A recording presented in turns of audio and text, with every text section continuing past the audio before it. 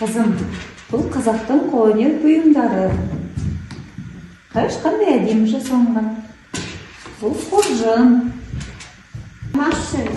Но Лиза маған қатты ұнап тұр. Қызым, бұл Қазақтың көнеден келе жатқан бұйымы, тұмар деп аталады. Бұны үйге сәндік үшін және тіл көзден сақтайды деп іліп қояды. Осындай жасап көреміз бе?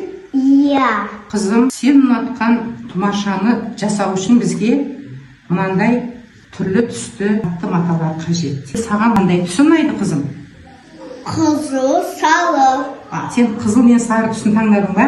Иә. Ал енді осы қызыл мен сары түстен тұмарша жасау үшін мен ойып берейін. Осымен мінекей.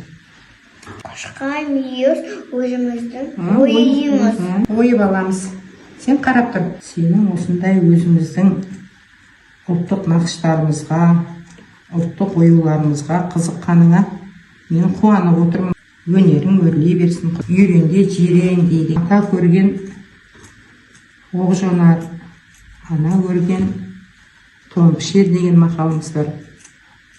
Үйренгенің өзіңе жақсы. Үйреніп, осындай жұмыстар жасағаның маған жақсы, қызым. Мен осы ойын қойып беремін.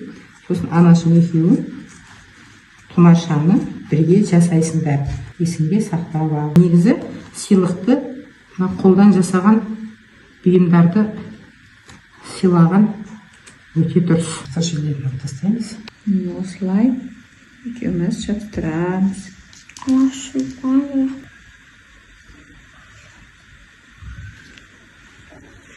Сана көңілчеймін.